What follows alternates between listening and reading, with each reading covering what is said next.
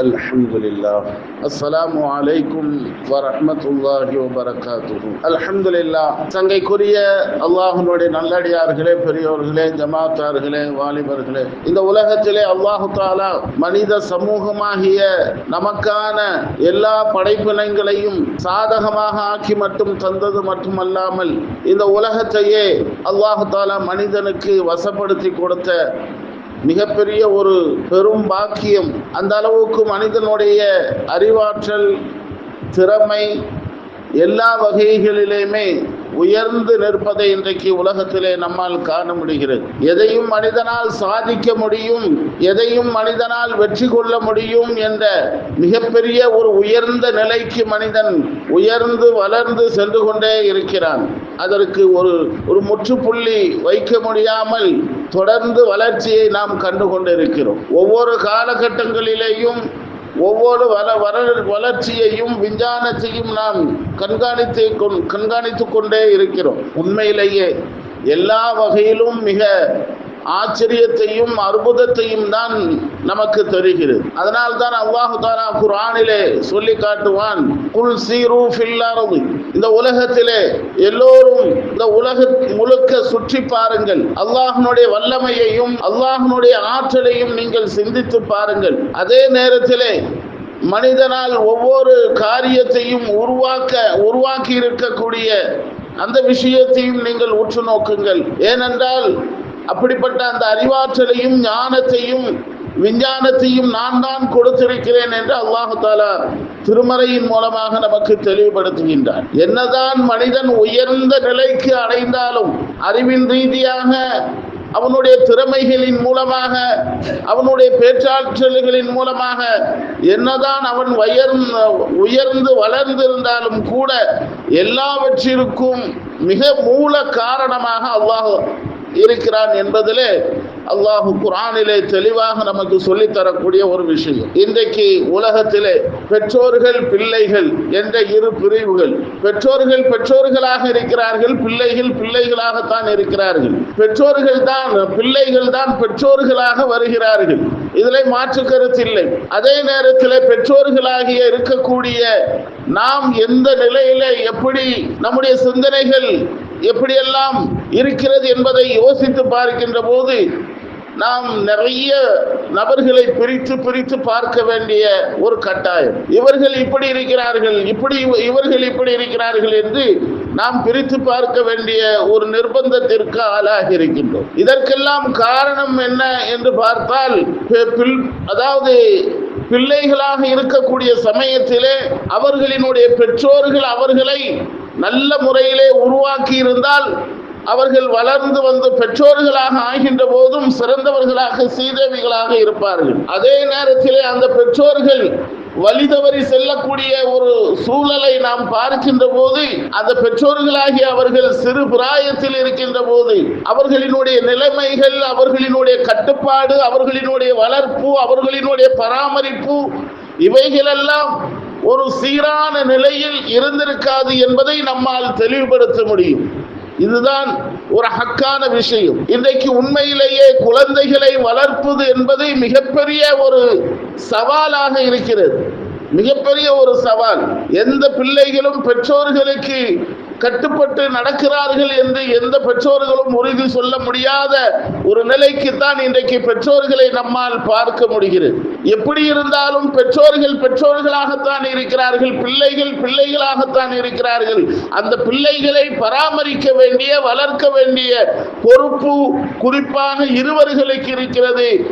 ஒரு சாரார் பெற்றோர்கள், இன்னொரு சாரார் ஆசிரியர்கள். இந்த பெற்றோர்கள் ஆசிரியரிடத்திலே பிள்ளைகளை ஒப்படைத்தால் அந்த ஆசிரியர்களுக்கு முழு பொறுப்பு வந்து விடுகிறது. அந்த ஆசிரியர்கள் கண்ணும் கருத்துமாக பிள்ளைகளை உருவாக்குவதற்கு முயற்சி செய்வார்கள். நாம் யோசித்து பார்க்கிறோம். நபிகள் பெருமானார் ஸல்லல்லாஹு அலைஹி வஸல்லம் அன்னவர்கள் இந்த உலகத்திற்கு மிகப்பெரிய ஒரு வழிகாட்டி.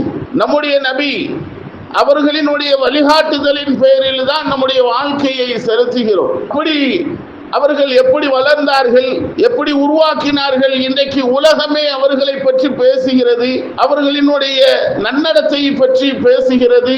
இஸ்லாமியர்கள் அல்லாத மற்ற சகோதர சமயத்தை சார்ந்தவர்கள் எல்லாம் பெருமானாரை பற்றி பேசுகிறார்கள் என்று சொன்னால் அவர்களினுடைய வளர்ப்பு எப்படி இருந்தது, எப்படி உருவானது, அவர்களை யார் பராமரித்தது என்ற கேள்விகள் எல்லாம் நமக்கு எழுகிறது. காரணம், ஒட்டுமொத்த உலகமும் நபியை நபியாக பார்க்கிறது, இறை தூதராக பார்க்கிறது. அவர்களினுடைய வழிகாட்டுதலின் பேரிலே தான் இஸ்லாமிய பெருமக்கள் எல்லாம் தங்களுடைய வாழ்க்கையை அமைத்துக் கொள்கிறார்கள் என்பதை உலகம் அதை ஆச்சரியத்தோடு பார்க்கிறது. அருமையானவர்களே, நபிகள் பெருமானார் ஸல்லல்லாஹு அலைஹி வஸல்லம் அன்னவர்களினுடைய வாழ்க்கையை ஓரளவுக்கு இஸ்லாமியர்களாக இருக்கக்கூடிய நாம் அறிந்த விஷயம்தான், தெரிந்த விஷயம்தான். பெற்றோர்கள் சிறு வயதிலேயே வஃபாத்தாகிவிட்டார்கள். நபிகள் பெருமானார் ஸல்லல்லாஹு அலைஹி வஸல்லம் அன்னவர்களினுடைய பராமரிப்பு பெற்றோர்களினுடைய வளர்ப்பிலே இருக்க வேண்டும் அல்லது ஆசிரியர்களினுடைய வளர்ப்பிலே இருக்க வேண்டும்.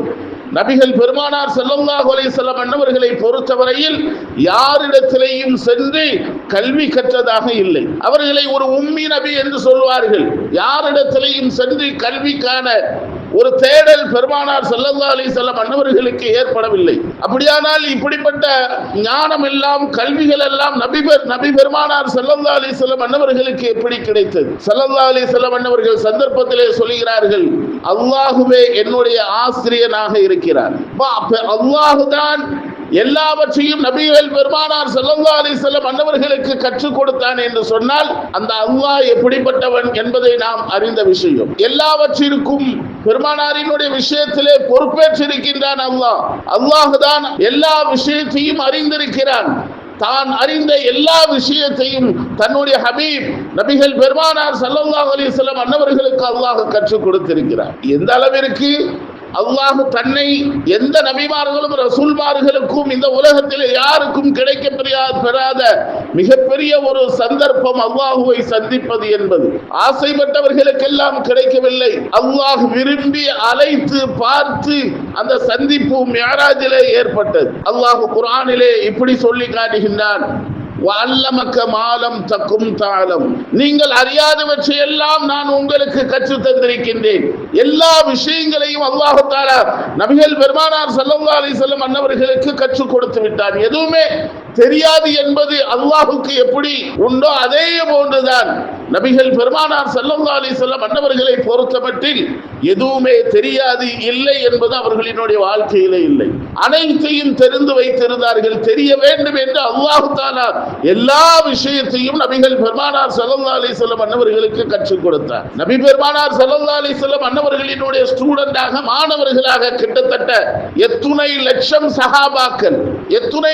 சஹாபாக்கள், அதிலே யாரும் வழி தவறியவர்களாக இல்லை. எல்லா சஹாபாக்களும் நபி பெருமானார் ஸல்லல்லாஹு அலைஹி வஸல்லம் அன்னவர்களினுடைய அந்த கல்வியிலே நினைந்தவர்கள், அந்த கல்வியை பெருமானாரிடத்திலே கற்றவர்கள் யாரும் சோடை போனதாக சரித்திரத்தை பார்க்க முடியாது. நபி பெருமானார் ஸல்லல்லாஹு அலைஹி வஸல்லம் அன்னவர்களினுடைய கல்வியிலே நனைந்தவர்கள். எந்த அளவிற்கு நபிகள் பெருமானார் ஸல்லல்லாஹு அலைஹி வஸல்லம் அன்னவர்களினுடைய கல்வி இருந்தது என்று சொன்னால், மாஃபி சுதூர் என்று சொல்லக்கூடிய மிக அற்புதமான ஒரு ஆற்றல் அல்லாஹுக்கு உண்டு. இந்த உலகத்தில் உண்டான எல்லா உயிரினங்களினுடைய உள்ளத்தில் இருக்கக்கூடிய செய்திகளை அல்லாஹ் எப்படி அறிகின்றானோ அதே போன்று நபிகள் பெருமானார் ஸல்லல்லாஹு அலைஹி வஸல்லம் அன்னவர்களும் இந்த உலகத்தில் தன்னை சந்திக்க வரக்கூடிய எல்லா சஹாபாக்களினுடைய உள்ளத்தையும் அறிந்தவர்களாக நபிகள் பெருமானார் ஸல்லல்லாஹு அலைஹி வஸல்லம் அன்னவர்கள் இருந்தார்கள். அவர்களுக்கு தகுந்த அடிப்படையிலே அவர்களுக்கான ஆலோசனைகளை கொடுக்கக்கூடிய ஆற்றல் பெற்றவர்கள் நபிகள் பெருமானார் ஸல்லல்லாஹு அலைஹி வஸல்லம். ஏன் இன்னும் ஆச்சரியமான ஒரு செய்தி, எல்லோரும் அறிந்த செய்தி, 63 ஆண்டு காலங்களிலே நபிகள் பெருமானார் ஸல்லல்லாஹு அலைஹி வஸல்லம் அன்னவர்கள் வாழ்க்கையிலே ஒரு பொய் கூட சொன்னதில்லை. இதைவிட வேறு என்ன ஆச்சரியம் இருக்கிறது? இப்படிப்பட்ட வாழ்க்கையை தான் நமக்கு வழிகாட்டியாக, செய்திகளாக நமக்கு தந்து சென்றிருக்கிறார்கள் நபிகள் பெருமானார் ஸல்லல்லாஹு அலைஹி வஸல்லம் அன்னவர்கள். பிள்ளைகளிடத்திலே அன்பு காட்டி, பாசம் காட்டி வளர்க்க வேண்டும். எப்பொழுதும் அவர்களிடத்திலே எரிஞ்சி விழக்கூடாது. நபிகள் பெருமானார் ஸல்லல்லாஹு அலைஹி வஸல்லம் அன்னவர்கள் தன்னுடைய பேர குழந்தை ஹசன், ஹுசைன் இருவர்களையும் அழைத்து தூக்கி முத்தம் கொடுத்து கொண்டிருந்தார்கள். இந்த நிகழ்வை ஒரு சஹாபி பார்த்து விட்டார்கள். அப்ப அந்த சஹாபி சொல்றாங்க, யா ரசூலல்லாஹ், எனக்கு 10 குழந்தைகள் இருக்கிறது, ஒரு தடவையேனும் என்னுடைய குழந்தையை நான் முத்தம் கொடுத்ததில்லையே யா ரசூலல்லாஹ் என்று வருத்தப்பட்டு கொண்டார். அந்த அளவிற்கு நபிகள் பெருமானார் ஸல்லல்லாஹு அலைஹி வஸல்லம் அன்னவர்கள் பேர பிள்ளைகள் என்று பாராமல் அனாதைகளையும் ஆதரித்து அரவணைத்து பாசம் காட்டி அன்பு காட்டி வளர்த்தெடுத்தவர்கள் நபிகள் பெருமானார் ஸல்லல்லாஹு அலைஹி வஸல்லம் அன்னவர்கள். அல்லாஹ்வினுடைய அந்த கல்வியின் கீழ் நபிகள் பெருமானார் ஸல்லல்லாஹு அலைஹி வஸல்லம் அன்னவர்கள் வளர்ந்ததின் காரணமாகத்தான் மிகப்பெரிய ஒரு சாதனையை நிகழ்த்தி காட்டினார்கள். இந்த உலகத்திலே எல்லோரையும் அரவணைத்துக் கொண்டார்கள். இன்றைக்கு நம்முடைய பிள்ளைகளிலே கொஞ்சம் நல்ல நம்முடைய சொல்ல கேட்கக்கூடியவர்களுக்கு நல்ல முறையில் நம்ம பார்த்துக்கிறோம். நம்ம சொல்ல கேட்காதவங்களை பிள்ளைகளின் மீது கொஞ்சம் எரிஞ்சு விடுவோம். அப்படி இருக்கக்கூடாது என்று சொல்கிறார்கள் நபிகள் பெருமானார் ஸல்லல்லாஹு அலைஹி வஸல்லம். யஅதிலு ஃபி அவுலாதிக்கும் இத்தகுல்லாஹ் யஅதிலு ஃபி அவுலாதிக்கும், அல்லாஹுவை அஞ்சு கொள்ளுங்கள். உங்களுடைய குழந்தைகளினுடைய விஷயத்திலே நீங்கள் நீதமாக நடந்து கொள்ளுங்கள். ஒரு பிள்ளைக்கு நல்ல பொருளையும் ஒரு பிள்ளைக்கு கழிவான பொருளையும் வாங்கி கொடுப்பது அது என்ன ஒரு காரியம், நல்ல செயல் அல்ல என்பதை நபிகள் பெருமானார் ஸல்லல்லாஹு அலைஹி வஸல்லம் அன்னவர்கள் கடுமையான முறையிலே எச்சரிக்கை செய்கிறார்கள். பிலால் ரலியல்லாஹு தஆலா அன்ஹு அன்னவர்கள் சோர்ந்து போய் ஒரு இடத்துல அமர்ந்திருக்கிறார்கள். ரொம்ப கவலையோடு இருக்கிறாங்க. என்ன பிலாலே, ஏன் கவலையாக இருக்கிறீங்க, உங்களுக்கு என்ன ஆச்சு என்று கேட்டபோது பிலால் ரலியல்லாஹு தஆலா அன்ஹு அன்னவர்கள் சொல்கிறார்கள், யா ரசூலல்லாஹ், நாளை ஸல்லல்லாஹு அலைஹி வஸல்லம் பிலால் ரலியல்லாஹு தஆலா அன்ஹு அன்னவர்களிடத்திலே கேட்கிறார்கள். இப்படி கேட்கிறார்கள், பிலாலே, நீங்கள் என்ன வேண்டுமானாலும் கேளுங்கள், என்ன வேண்டுமானாலும் கேளுங்கள், நான் தருகிறேன், உங்களுக்கு வாங்கி தருகிறேன் என்று ஸல்லல்லாஹு அலைஹி வஸல்லம் வாக்கு கொடுத்த மாத்திரத்திலே பிலால் ரலியல்லாஹு தஆலா அன்ஹு அந்த வார்த்தையை பிடித்துக் கொண்டு பேசுகிறார்கள், யா ரசூலல்லாஹ், நாளை மறுமையிலே சாலிஹீன்களை விட முதல் மனிதனாக நான் சுவர்க்கம் செல்ல வேண்டும். பிலால் ரலியல்லாஹு தஆலா அன்ஹு கேட்கிறாங்க. ஸல்லல்லாஹு அலைஹி வஸல்லம் அன்னவர்கள், பிலாலே கவலைப்படாதே, நீங்கள் சாலிஹீன்களை விட முதல் மனிதராக நீங்கள் சுவர்க்கம் செல்வீர்கள். வேற என்ன வேண்டும்? ஸல்லல்லாஹு அலைஹி வஸல்லம் கேட்பது என்பது உலகம் சார்ந்த ஏதாவது தேவைகள் இருக்கிறதா என்பதை முன்னிட்டு கேட்டார்கள். ஆனால் பிலால் ரலியல்லாஹு தஆலா அன்ஹு அன்னவர்கள் கேட்டது எல்லாமே சொர்க்கத்தை தான். சாலிஹீன்களை விட முன்னதாக நான் சொர்க்கம் செல்ல வேண்டும். ரசூலுல்லாஹ் சொன்னாங்க, பிலாலே, நீங்கள் சாலிஹீன்களை விட முதல் மனிதராக சொர்க்கம் செல்வீர்கள். அடுத்ததாக கேட்டார்கள், ஷுஹதாக்களை விட நான் முதல் மனிதராக சுவர்க்கம் செல்ல வேண்டும். ஷுஹதாக்கள் யார்? போரிலே இஸ்லாமியர்களுக்காக போரிட்டு ஷஹீதானவர்கள், இந்த தீனுக்காக மரணித்தவர்கள், அல்லாஹ் ரசூலுக்காக மரணித்தவர்கள், அவர்கள் ஷுஹதாக்கள். அந்த ஷுஹதாக்களை விட நான் சுவர்க்கம் செல்ல வேண்டும். ஸல்லல்லாஹு அலைஹி வஸல்லம் சொன்னார்கள், பிலாலே கவலைப்படாதீர்கள், நீங்கள் அந்த ஷுஹதாக்களை விட முதல் மனிதராக சொர்க்கம் செல்வீர்கள். அடுத்து கேட்டார்கள், வேற என்ன வேண்டும்? சித்தீக்கின்களை விட நான் முதல் மனிதனாக சொர்க்கம் செல்ல வேண்டும். சித்தீக், அபூபக்கர் சித்தீக் ரலியல்லாஹு தஆலா அன்ஹு அன்னவர்கள் ஒருவர் மட்டும்தான், அவர்களை விட நான் சொர்க்கம் செல்ல வேண்டும். ஸல்லல்லாஹு அலைஹி வஸல்லம் இன்னைக்கு நம்ம சில பேர்கிட்ட நண்பர்கள்டையோ மற்றவங்கள்டையோ நம்ம கேட்பது உண்டு, ஏதாவது தேவை இருந்தா கேளுங்க. அவர் நம்முடைய தகுதியை விட மேலாக கேட்பாங்க. கேட்டாருன்னா நம்ம சொல்லுவோம், உன் தகுதிக்கு ஏன் தகுதிக்கு ஏற்ற மாதிரி கேளுப்பா, நீ என்ன என்னுடைய தகுதிக்கு மீறி கேட்கிற, சொல்லுவோமா இல்லையா? ஸல்லல்லாஹு அலைஹி வஸல்லம் அதை கூட சொல்லவில்லை. தன்னுடைய தோழர் அபூபக்கர் சித்தீக் ரலியல்லாஹு தஆலா அன்ஹு அன்னவர்களை விட நான் முதல் மனிதனாக சொர்க்கம் செல்ல வேண்டும். ஸல்லல்லாஹு அலைஹி வஸல்லம், கவலைப்படாதீர்கள் பிலாலே, நீங்கள் கண்டிப்பாக சித்தீக்கை விட நீங்கள் முதல் மனிதனாக சொர்க்கம் செல்வீர்கள். நபிமார்களை விட ரசூல்மார்களை விட நான் முதல் மனிதனாக சொர்க்கம் செல்ல வேண்டும். இப்படி எல்லாம் கேட்கிறாங்க. ஸல்லல்லாஹு அலைஹி வஸல்லம் அப்பொழுதும் அனுமதி அளித்தார்கள், நீங்கள் எல்லா ரசூல்மார்களை விடவும் நபிமார்களை விடவும் முதல் மனிதனாக சுவர்க்கம் செல்வீர்கள். அடுத்ததாக கேட்டாங்க, யா ரசூலல்லாஹ், யா நபி அல்லாஹ், கேட்க கூடாத ஒரு விஷயம் நான் கேட்க போறேன், நீங்க கோபப்படக்கூடாது. பிலாலே கேளுங்கள், பிலாலே, உங்களை விடவும் நான் முதல் மனிதனாக சுவர்க்கம் செல்ல வேண்டும். நான் எப்படி இருக்கும்? ஒரு பெரிய ஒரு வீடு கட்டி இருக்கிறாரு ஓனரு, அதாவது வேலை செய்த ஒரு சாதாரண ஒரு மனிதர், நல்ல உழைப்பாளி, ஓனருக்கு பிடிச்சவர். அவர் சொல்றாரு, நீங்க வீடு திறப்பு விழா இன்னைக்கு, உங்களுக்கு முன்னாடி நான் போகட்டுமான்னா விடுவாரா இவரு?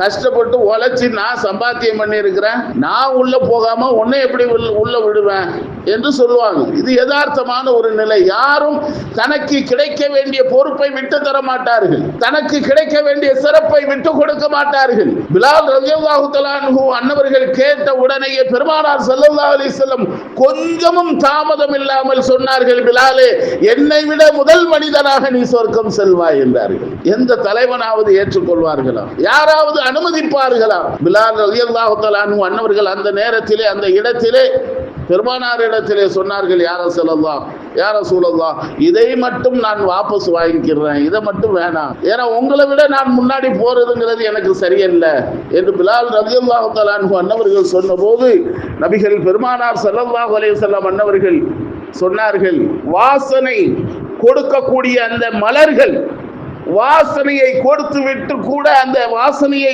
திரும்ப பெற்றுவிடும். ஆனால் நபிமார்கள் கொடுத்த அந்த வாக்கை ஒரு காலத்திலும் பின்வாங்க மாட்டார்கள். அல் கரீமு இதா வாதல் வஃபா, வாக்கு கொடுத்தது சத்தியம், அது உண்மைப்படுத்துவதுதான் நபிமார்களினுடைய அழகு. இதிலே நான் எந்த மாற்று கருத்தும் தெரிவிக்கவில்லை. பிலாலே, என்னை விட நீர்தான் முதல் மனிதராக சொர்க்கம் செல்வாய் என்றார்கள் நபிகள் பெருமானார் ஸல்லல்லாஹு அலைஹி வஸல்லம். சொல்லிவிட்டு சொன்னார்கள், பிலாலே, அல்லாஹ்வுடைய வாக்கு இப்படி இருக்கிறது, நாளை சுவர்க்கத்திலே நான் தான் முதல் மனிதனாக சுவர்க்கத்திலே செல்வேன். அந்த நேரத்திலே ஒட்டகத்திலே நான் ஏறி அமர்ந்திருப்பேன்.